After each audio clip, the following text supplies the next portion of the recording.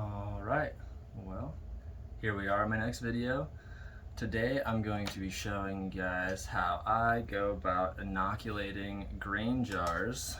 I do these guys. Got a mixture of oats and rye berries in here. I do about 80% oats, 20% rye. I like the rye because it gives a little extra sugar boost to the mycelium, and I use the oats because they hold moisture really well. My rye always seems to dry out too much, so that's just how I do it for the climate that I'm in. So also we'll be using the airport lids that I showed how to make in one of my previous videos. And so if you have made those style of lids, or if you just have lids with regular injection ports, the method is basically the same.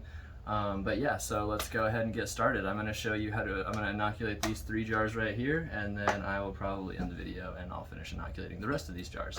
And I'm also cooking more oats, and I'll be pressure cooking them after that. So it's a good day for mycology. Let's get going. Alright, first, so I have my liquid culture right here. Liquid culture is just, nutrified media with mycelium growing through it. You can see it all swirling around right there.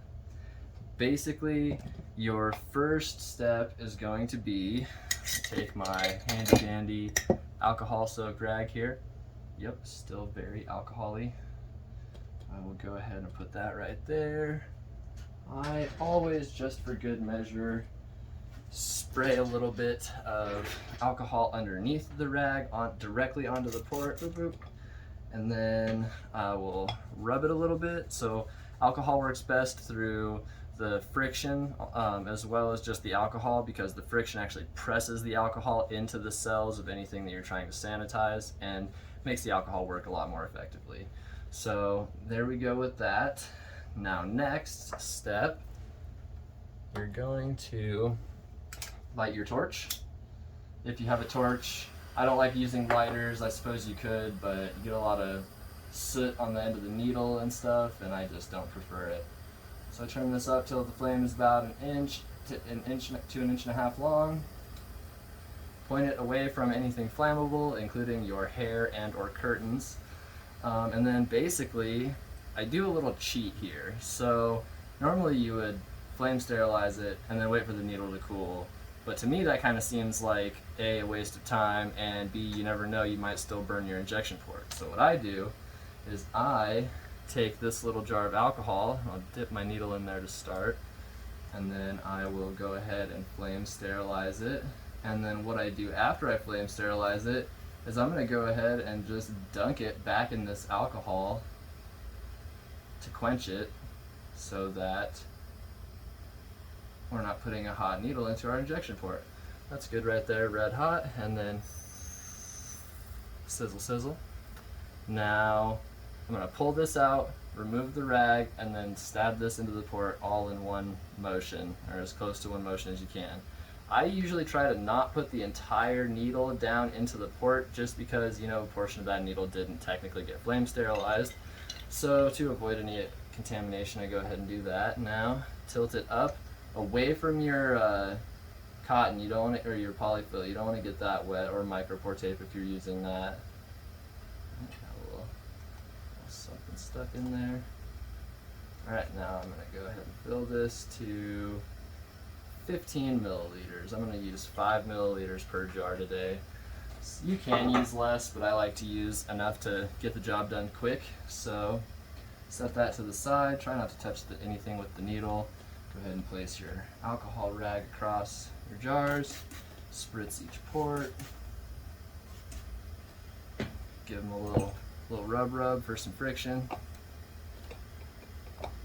Make sure while you're rubbing the other 2 jars that your rag's not falling off of your first jar. Okay, now that they're all nice and alcoholed, scoot this over just a bit. Go back, and we flame sterilize between each step. So flame sterilize this needle again. It does take a little bit longer once there's liquid in the syringe, but that'll just evaporate out. Alright, so flame sterilized, quench, remove the rag, stab the needle just like you do with the liquid culture, and then inject 5 milliliters. Boom. There we go. All right, now, second jar. Go ahead and flame sterilize again. Get it nice and red. Into the alcohol, into the ejection port, and 5 more milliliters.